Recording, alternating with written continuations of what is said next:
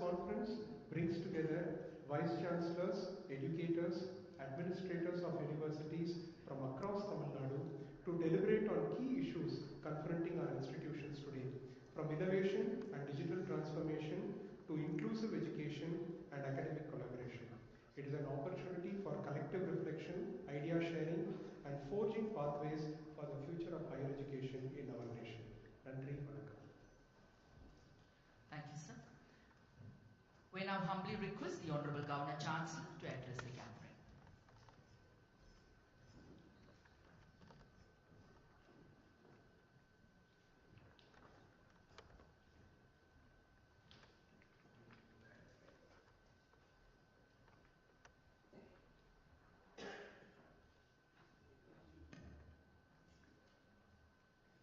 मानभूमिक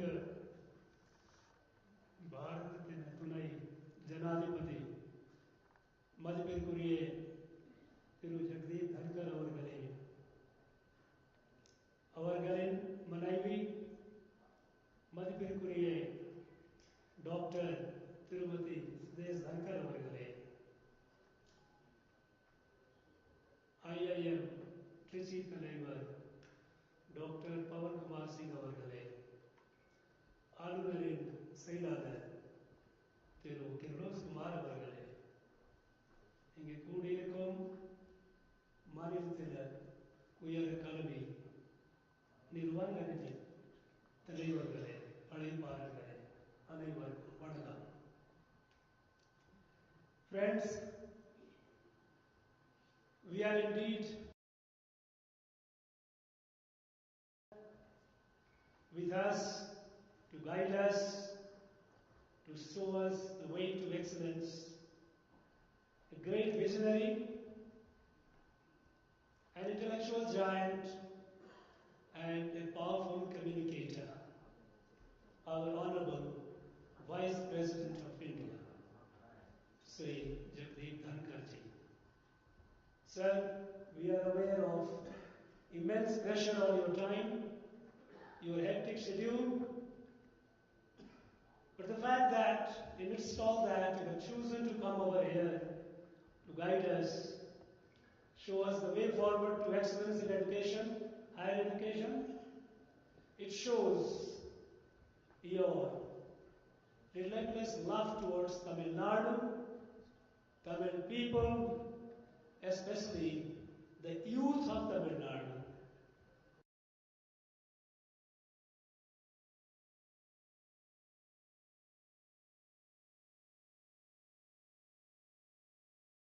And purpose of the conference, this is the fourth in the series that we started. In 2021, in the course of my visit to universities as a chancellor, when I met the students, including the gold medalists, I found their aspirations very low. Even the gold medalists were aspiring to get somehow a government job, class 2, class 3. It was not a comfortable scenario. And then we studied the education system in our state, and then we came to know that we have two parallel streams of education in our state, one vertically going up, other one in progressive decline. School education, our ASA report year on year tells us that how the private schools have been doing excellent, the government schools are on a steady decline, so much so that more than half the students in a government school in high school cannot read even a class 2 textbook. More than half the students in government school cannot recognize two-digit numbers between 11 and 91. I'm 99. And then we find that its continuation is even in the state universities, the higher education.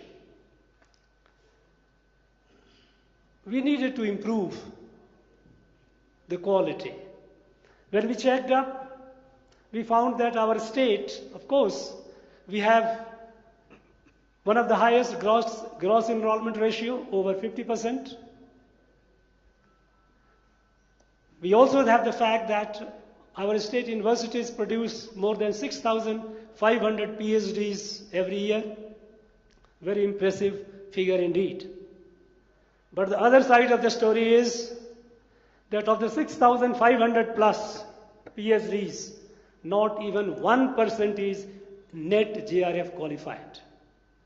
We know what is net JRF qualified because that is UGC that determines the eligibility mandate, whether the scholar is intellectually eligible to take up the research.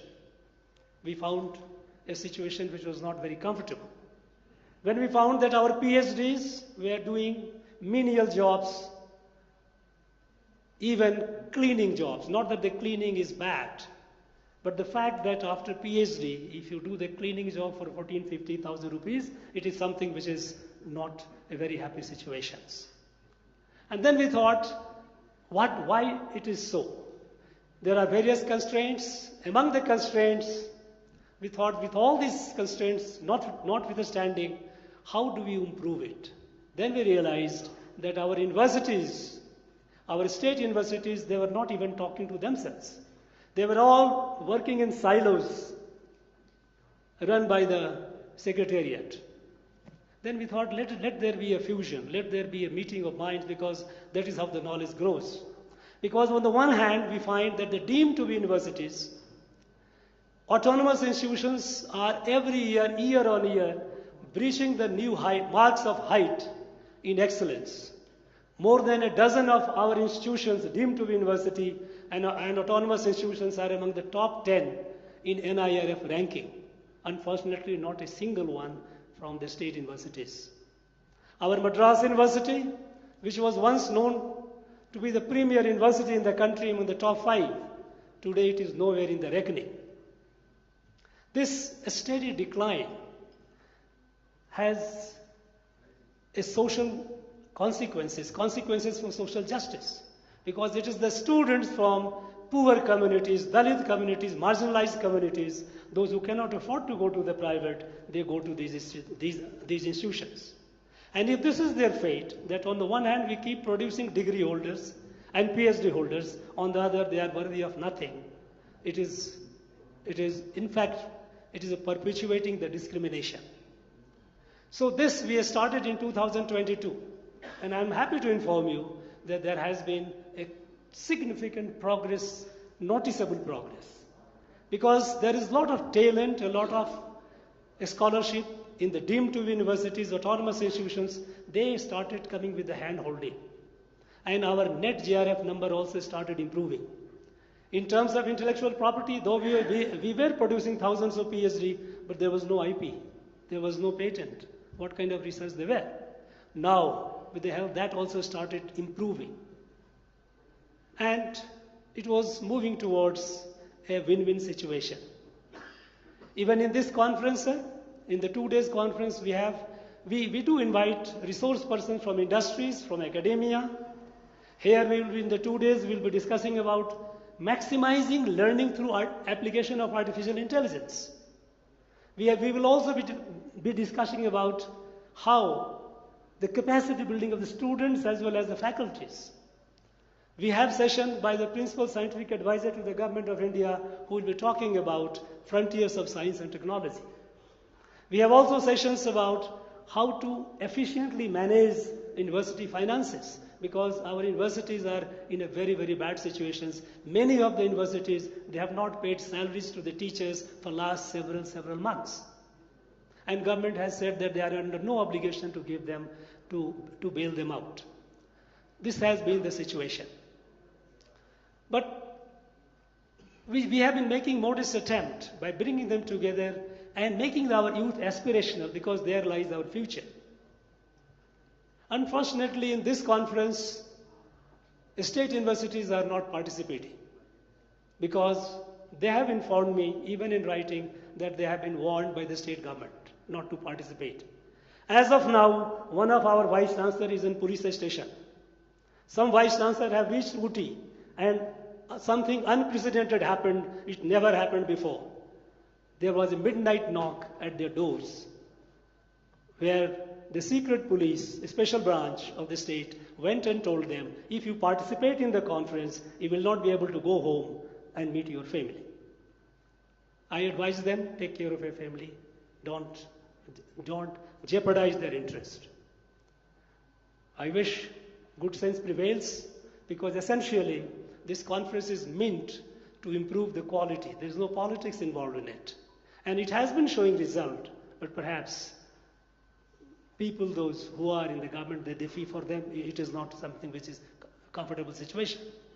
Sir, we are keenly looking forward to your advice, your guidance, which will enrich this gathering. We have the presence of all the deemed universities, chiefs, all the central institutes and autonomous institutions. We have more than 34, 35 institutions present here. In 2 days, they will deliberate with your guidance, and with the churning, the nectar that will come out will be shared with all to the advantage of everyone. Sir, on behalf of all of us, I once again thank you. I express our gratitude to you. We shall remain ever beholden to you for your interest in the Tamil people, Tamil youth, and for guiding us. Thank you very much, sir. Jai Bharat. Thank you, sir.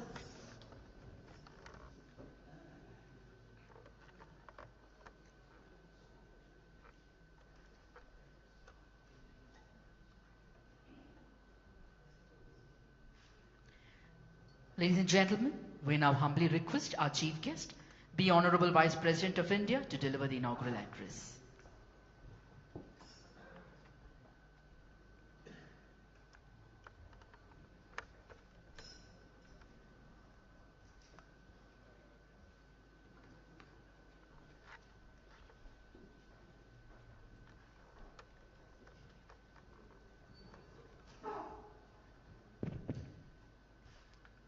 Very good afternoon to all of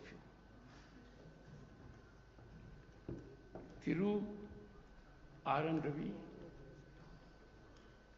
Honorable Governor of Tamil Nadu, a man of impeccable credentials and with exemplary track record of public service in various positions. You heard his address. I always believe in positivity, and we will move ahead with that positive approach. We do have sometimes headwinds. Headwinds are momentary. They are transient. They are never lasting.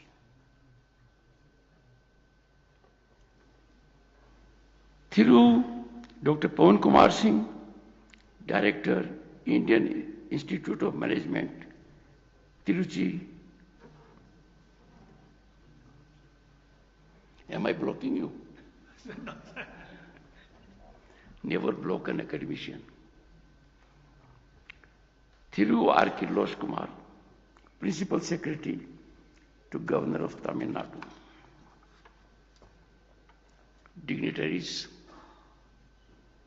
Vice Chancellors, distinguished audience present in the hall and having access to this discourse through live coverage by Sunset TV. So what is being transacted here is not limited to those present here. It will resonate not only to Vice Chancellors, but to all who are stakeholders in rise of this nation, in improving academic environment in the country. A while ago, we observed silence. I joined the nation in expressing profound grief and outrage at the heinous terrorist attack in Pahalgam that claimed innocent lives. It is a grim reminder that terrorism is a global menace to be addressed by humanity in unison. Bharat is the world's most peace-loving nation, and our civilizational ethos reflected in Vasudhaiva Kutumbakam is getting global resonance. Our visionary leadership in the shape of a Prime Minister who is in his third term is our greatest assurance that the nation's rise cannot be handicapped by any situations, internal or external. But we all have to bear in mind that national interest is supreme. This was echoed by none else than Dr. B.R. Ambedkar while imparting his final address to the Constituent Assembly. We therefore have to take a resolve to always keep nation first. National interest cannot be intertwined with partisan interest. It has to be uppermost. This cannot be subservient to any interest, political, personal, or for a group. It was with this spirit we observed silence. Distinguished audience, I owe my present position only to education.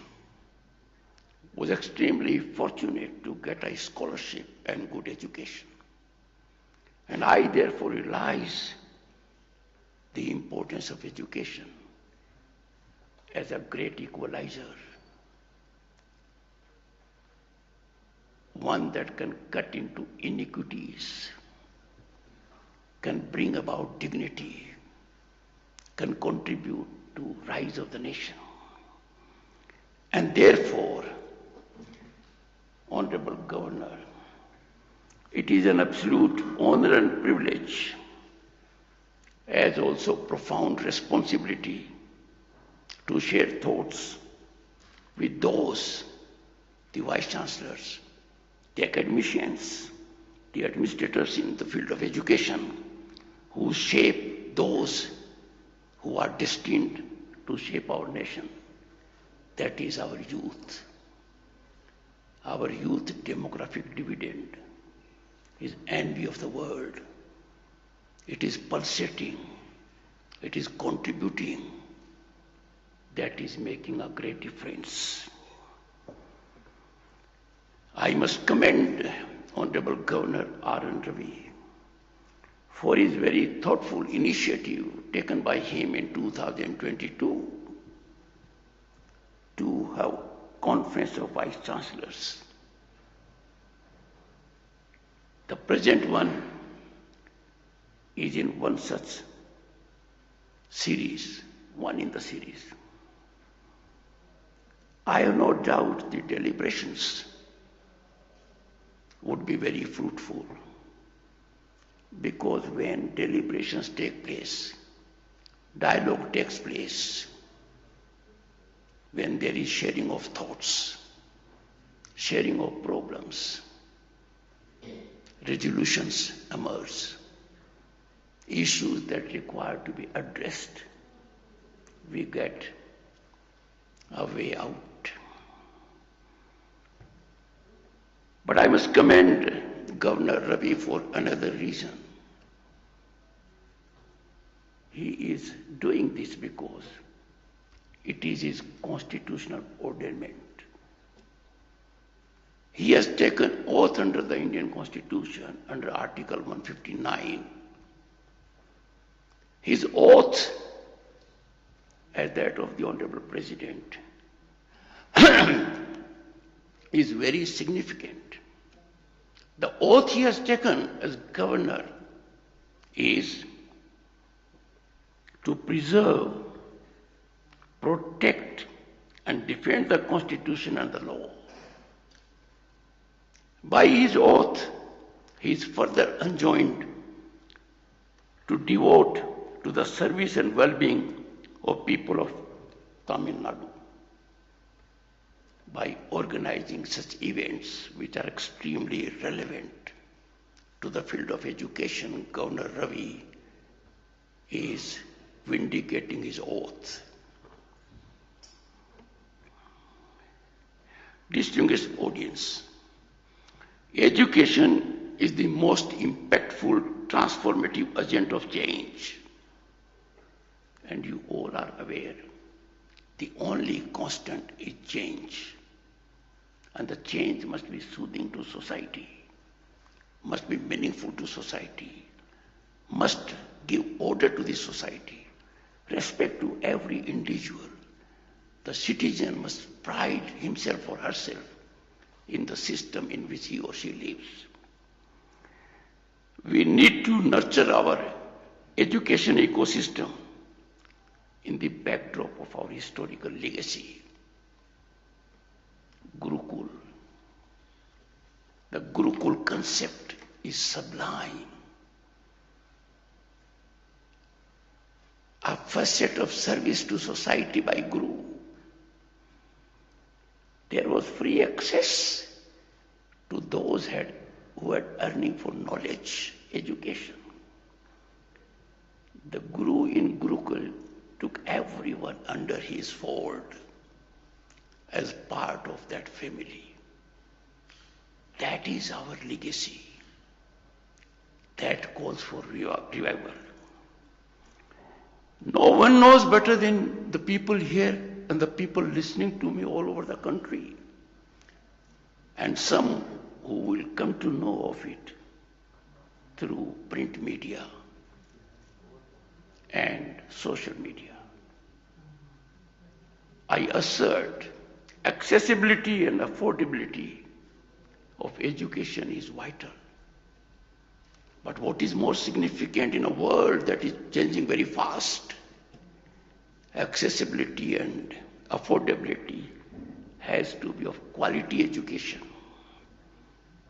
Fortunately, in our country, this is emerging as it is national priority. Only quality education system for all can be transformative. The people here and the people watching it are the prime motivators. Time for your category distinguished audience to fire on all cylinders to bring it about. Much needed change in education can gain momentum with proactive affirmative stance of vice chancellors and others who are stakeholders by virtue of being governance, political executive, or bureaucracy. Such conferences and congregations are crucibles of thought, and the thoughts are nurtured here. Policies are evolved. There is purposeful defining of educational goals. Such congregations, brainstorming sessions catalyze the change we all need.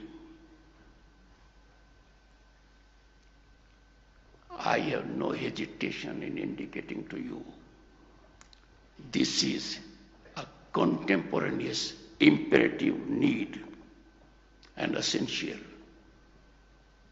We need to focus on it as our supreme priority. These are also occasions for collective reflection, self-audit,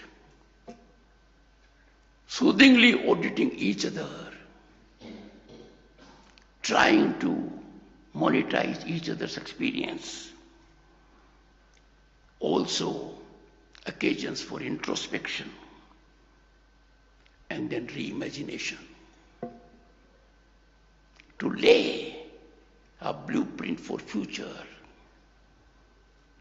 give direction to education in Bharat that is emerging as a world power. Never have we seen might of Indian Prime Minister being so accoladed, acclaimed by world leaders and countries. Political sagacity within the country and outside has given Indians, Bharatiya, a new respect. We are a nation to reckon with because Bharat stands for peace and welfare of all, growth for all. Such interactions also help us to be in sync with emerging global trends. We can't be an island in ourselves. We have to see what is happening in other parts of the world. And we have also to take notice of global trends and needs. We have to define our trajectory of growth as also of the world which we did centuries ago. I am particularly elated that Tamil Nadu is taking lead in this matter. Tamil Nadu is a land of vibrant learning centers. Those learning centers must be our North Star now.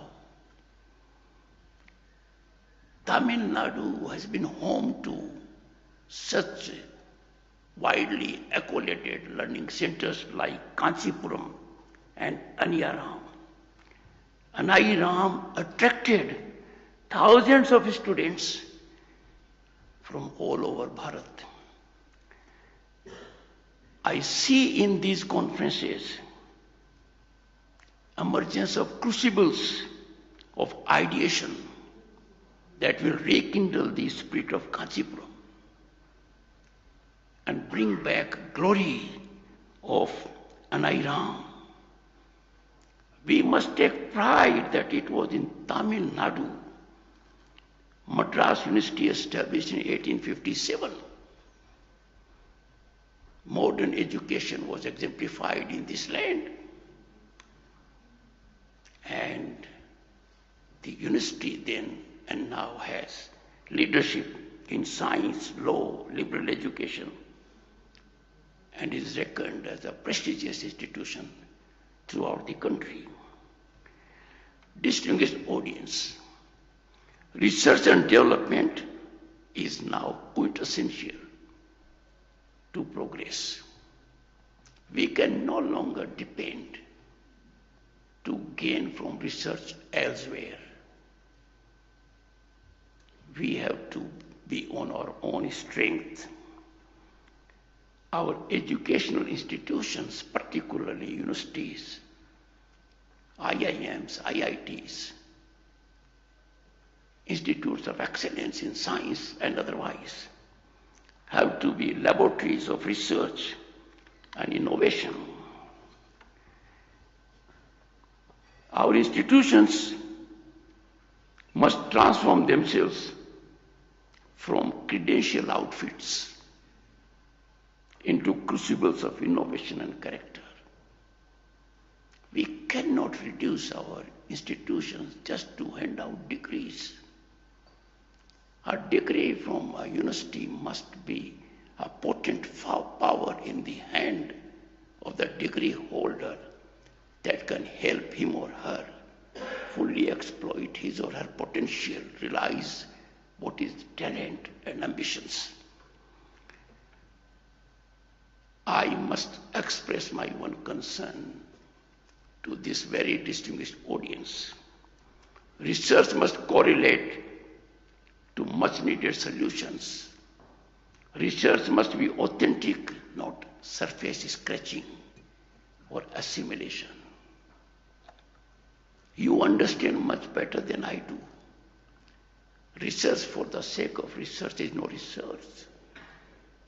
A research paper must magnetically attract others as a solution provider. Research must be beyond self.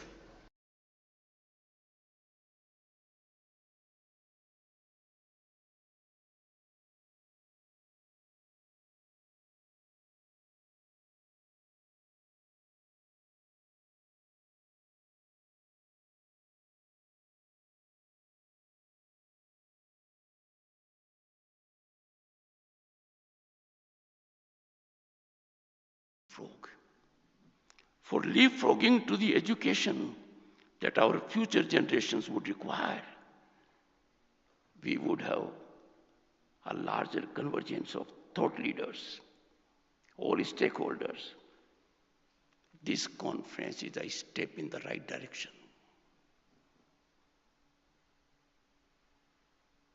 Those present and those not present, all are gainers. Compulsive system sometimes comes in the way, but as I indicated, it is momentary.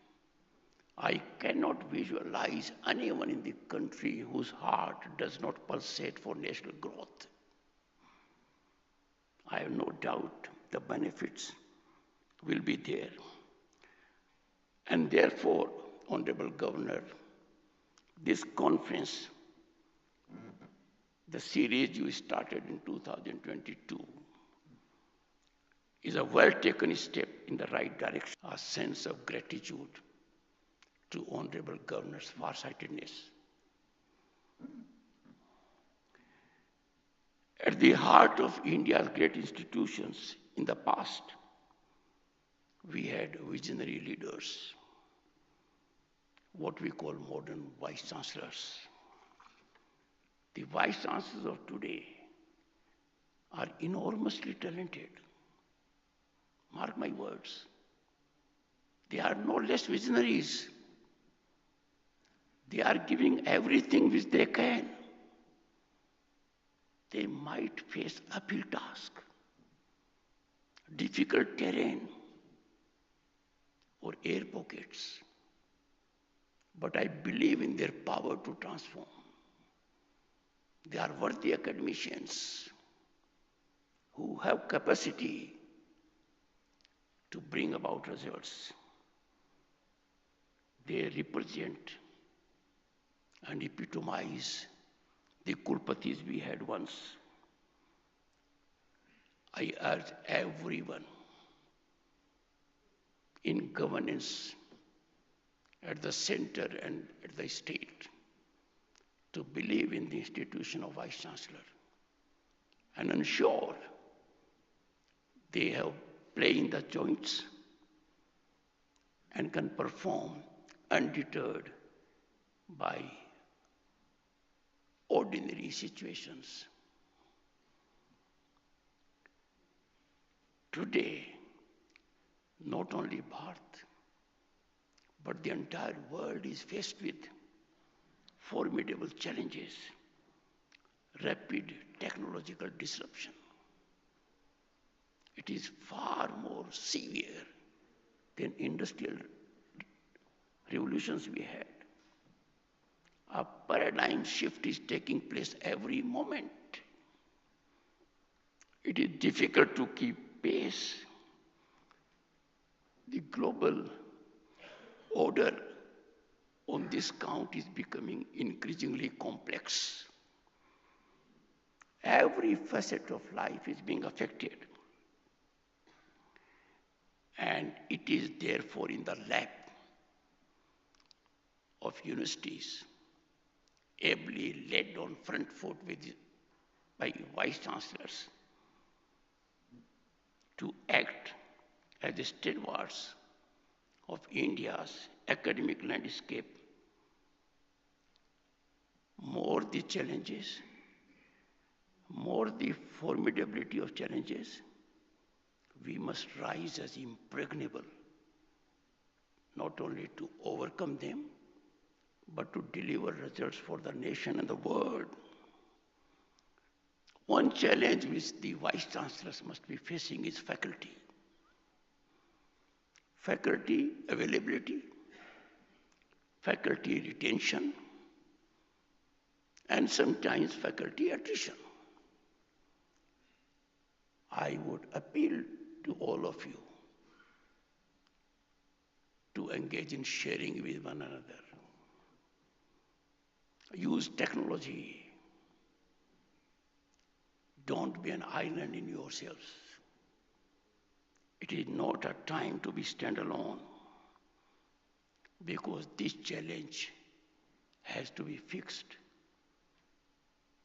We have no time.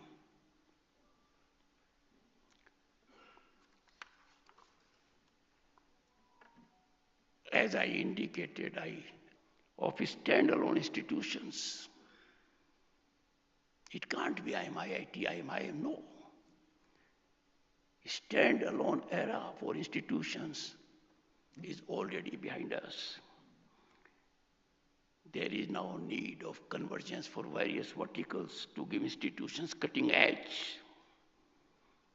Multidisciplinary approach across academic pursuits is the only answer. Share your faculty talent virtually, technologically, and otherwise also. That will have twofold purpose. While giving it, you will be receiving also. The winds of innovation and change must have free passage in educational institutions. Evolve a mechanism. There has to be tolerance for varying ideas. Intolerance to a thought defines democracy the wrong way. The nectar of university is that a solo voice that has an opinion different than that of the majority is heard with deference by engaging in dialogue and discourse, not by being judgmental.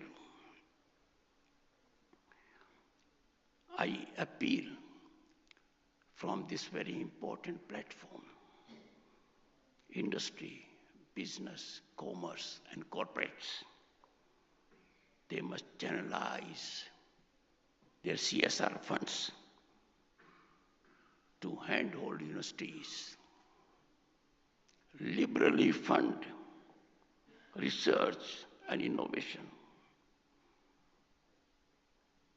There is a great need for emergence of greenfield institutions, because new areas have come up suddenly. Disruptive technologies, artificial intelligence, blockchain, machine learning, they require a different kind of mindset.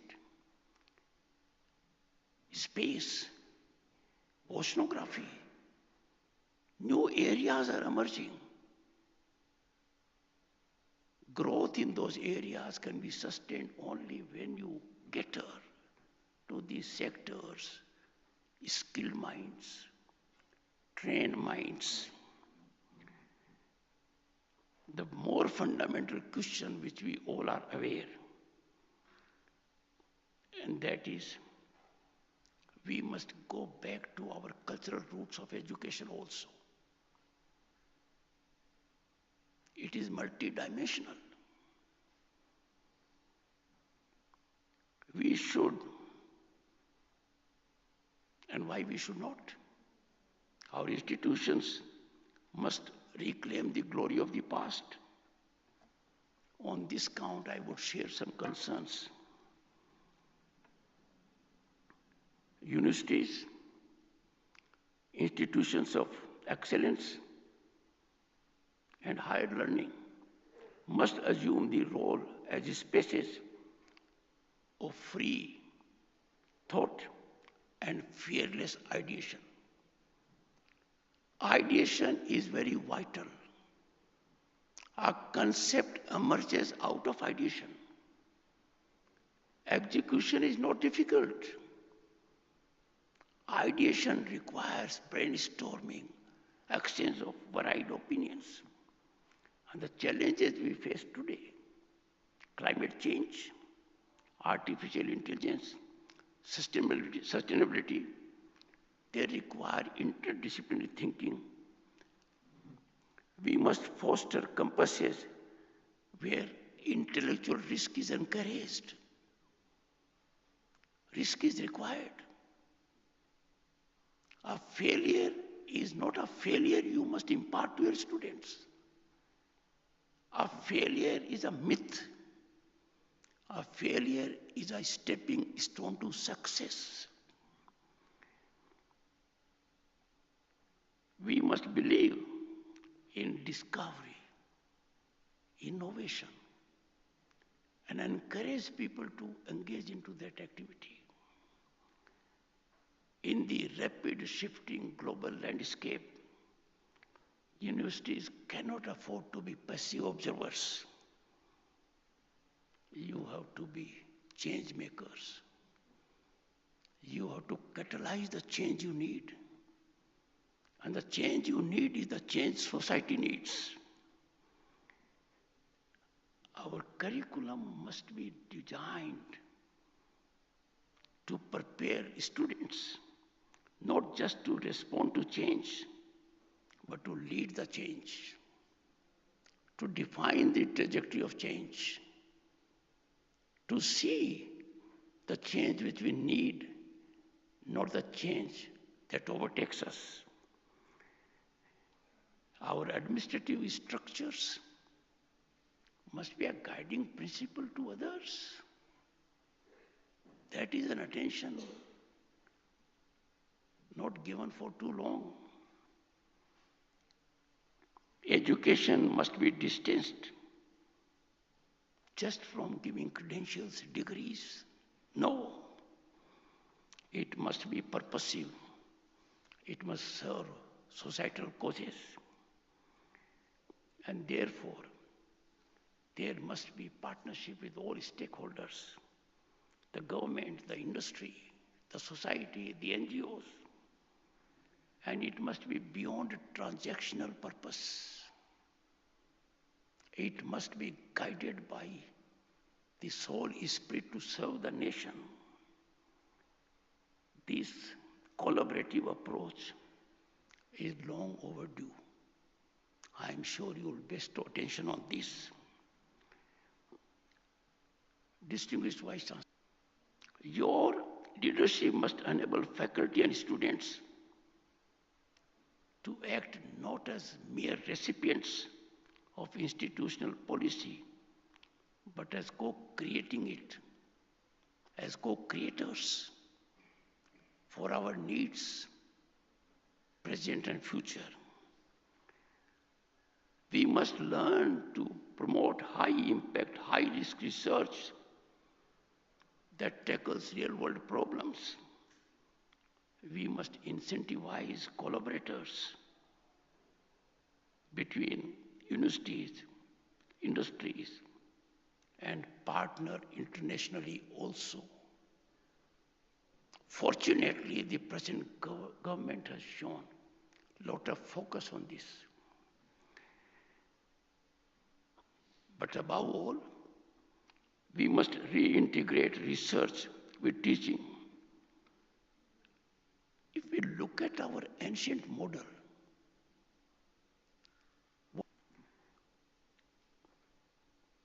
today's Bharat is different. We never imagined we will be in this shape. exponential economic upsurge, infrastructural phenomenal growth, technological penetration, global reputation, system of hope and possibility. When this is the landscape, we must find way for ambitions of our youth. Right now there is mechanism,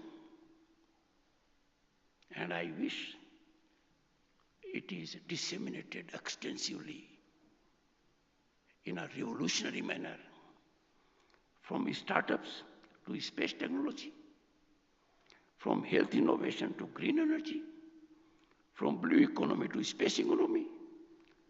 The opportunity basket for our youth is enlarging day by day. It is continually getting enlarged. But our youth continue to be in silos. They are not aware of these opportunities. And that is why we have mushroom growth of coaching classes. Every newspaper is having their advertisements. Please make our youth aware of the golden opportunities they have. Let me indicate one aspect. International Monetary Fund, and I know the shift that has taken place. In 1990, I was a union minister, and I knew the stance of IMF then. I know the stance of IMF now. IMF says India is a global destination of investment and opportunity.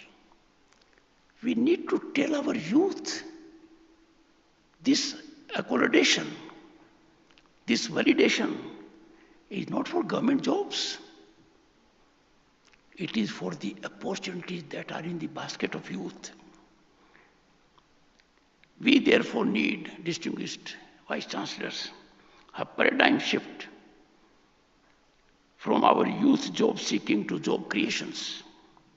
Now is the time for Bharat to create innovators and job givers. That transformation requires a Sarthi.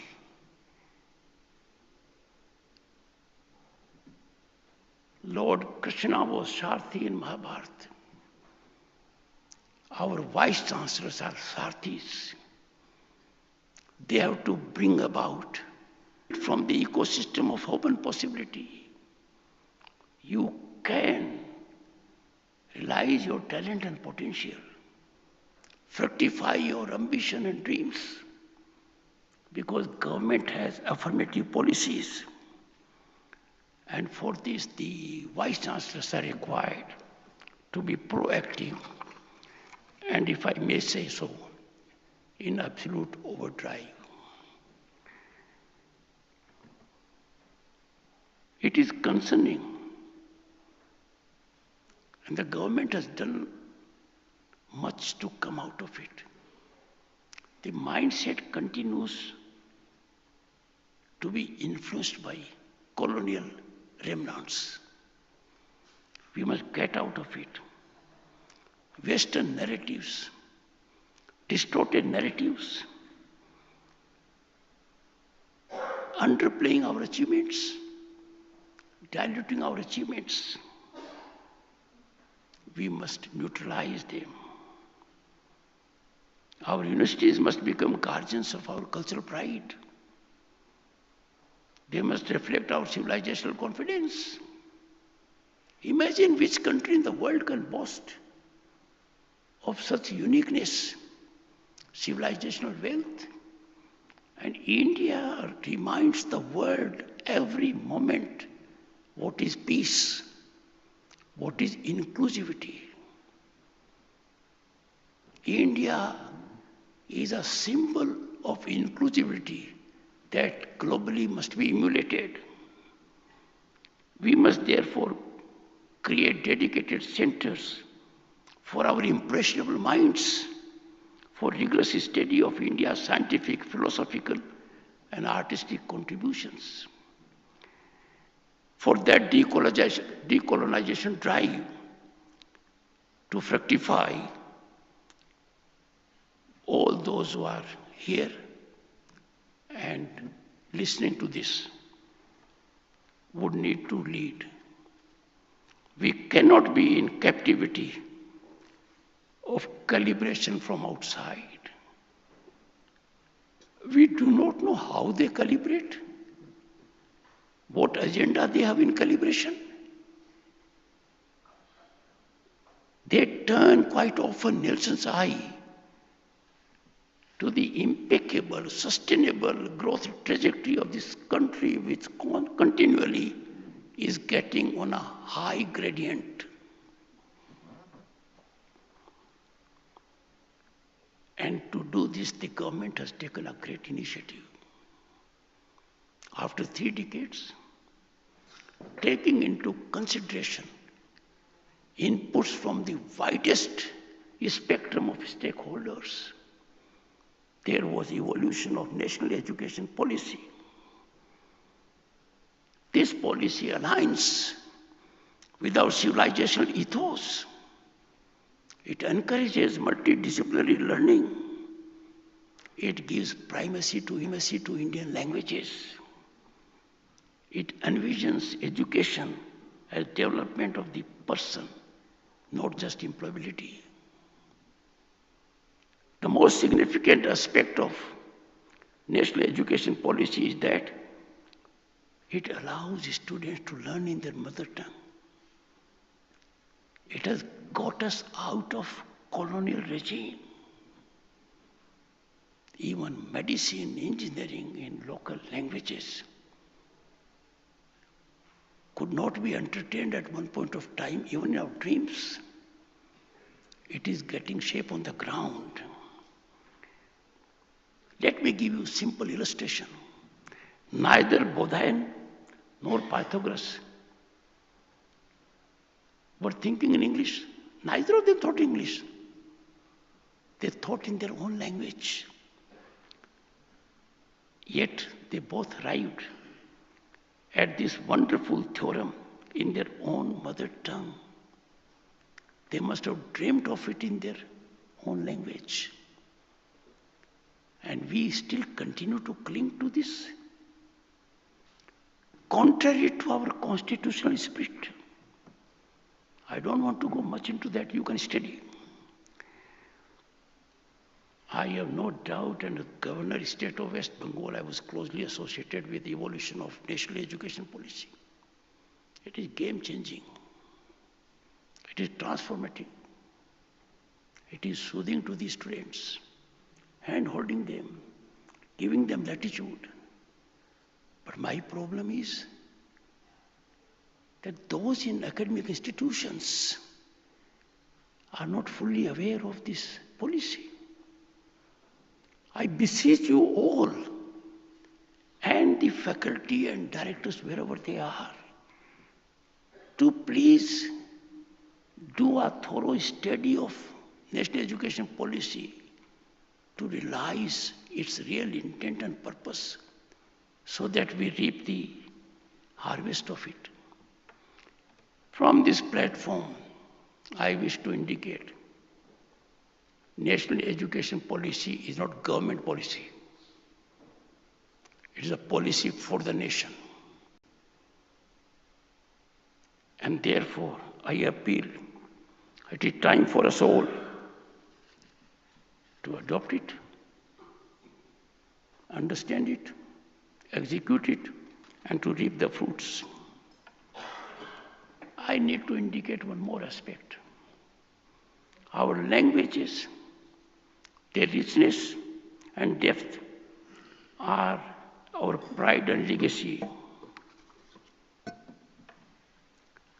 This aspect amplifies the fullness and uniqueness of Bharat. Go to any country, you will not find what we have here. Our treasure is unfathomable. Sanskrit, Tamil, Telugu, Kannada, Hindi, Bangla, and other languages are gold mine of literature, and knowledge. These have national and global footprints. Educational institutions have to nurture with deep focus this treasure. And let me tell you what a pride for Tamil Nadu and the entire country. The Tamil had the distinction of being the first language to be accorded the prestige of being classical language. This well-deserved recognition was imparted in 2004, which means things started changing in regimes. Today there are 11 languages that are classical languages. And classical languages are those that have rich culture, knowledge, literature, depth. Let me just indicate the 11 languages because I had the occasion as Chairman Rajya Sabha to declare to Rajya Sabha that Marathi, Pali, Prakrit, Assamese and Bengali were recently given the status of classical languages. But earlier we had, as I said, Tamil, Sanskrit, Kannada, Telugu, Malayalam, Odia. Go all over the world. We are matchless. We have to realize our power, our potential. We should not be carried away by insignificant aspects. I don't want to dilate much because for me this is pure education aspect.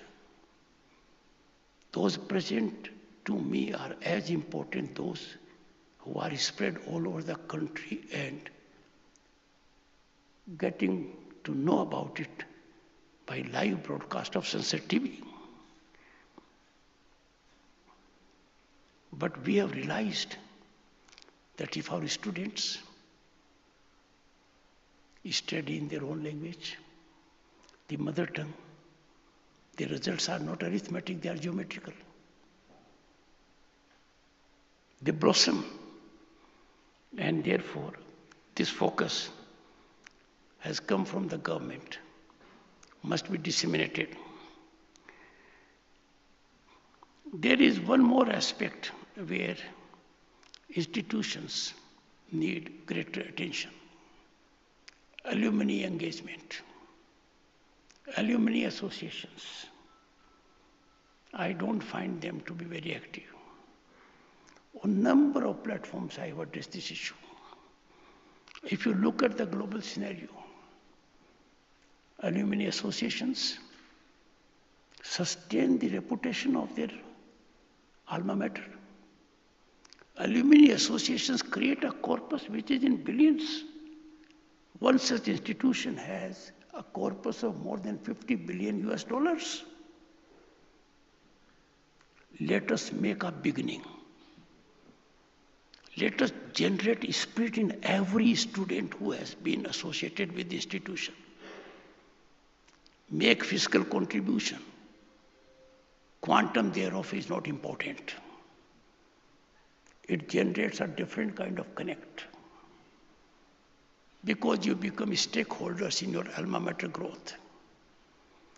And the structured, robust alumni engagement frameworks across universities can be a game changer.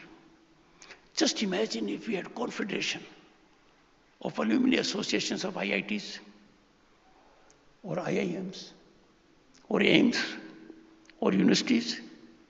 We will have such a think tank. We will have human resource reservoir that can help evolve policies. Why should we deprive ourselves of this? Take initiative. I am sure all of you will start working on university, corpus culture, and alumni associations. When you have alumni associations and federation thereof, you automatically connect nationally and globally. our inclusivity is reflected. I have taken enough time, but I would conclude. Respected Vice Chancellors, we stand at a momentous crossroad.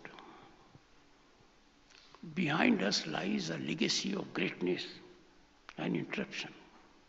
I say interruption because 1300 years ago we had Nalanda. It was blossoming. It was set on fire. Fire consumed precious books, continued for days. Ahead us is a path unwritten, but very promising, with huge potential. Can be game changer for the nation and the world.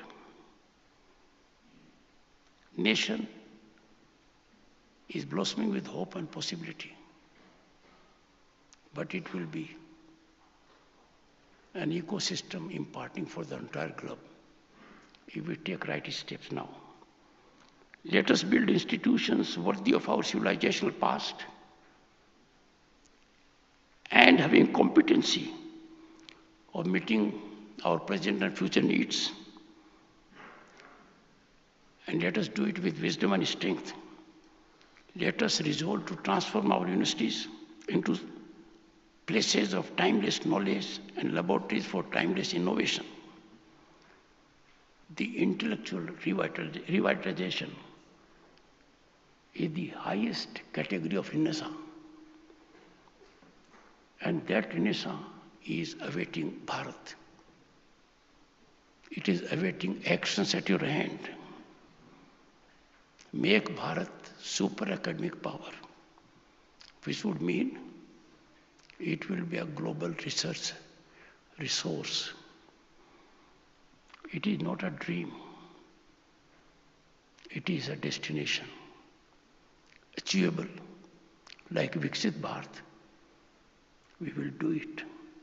If we could traverse our economy from fragile 5 to big 5 and now on way to big 3, nothing stops us from making Bharat Vishwaguru. Once again, I would like to impart a suggestion to Governor Ravi. Certain things must not be taken emotively. Those who could not make it must be having a situation. We must be understanding. We must appreciate everybody's presence. We must appreciate everybody's absence also. I am grateful for the patience you have shown. Thank you so much.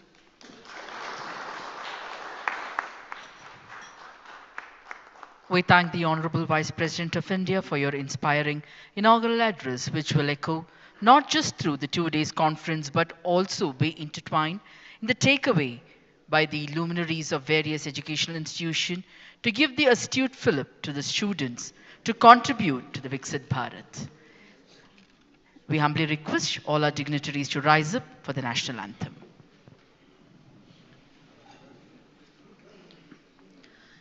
जनगण मन अधिनायक जय हे भारत भाग्य विधाता पंजाब सिंध गुजरात मराठा द्राविड उत्कल बंगा विंध्य हिमाचल यमुना गंगा उच्चल जलधि तरंगा तव शुभ नामे जाहे तव शुभ आशीष माहे गाहे तव जय गाथा जनगण मंगलदायक जय हे भारत भाग्य विधाता जय हे जय हे जय हे जय जय जय जय हे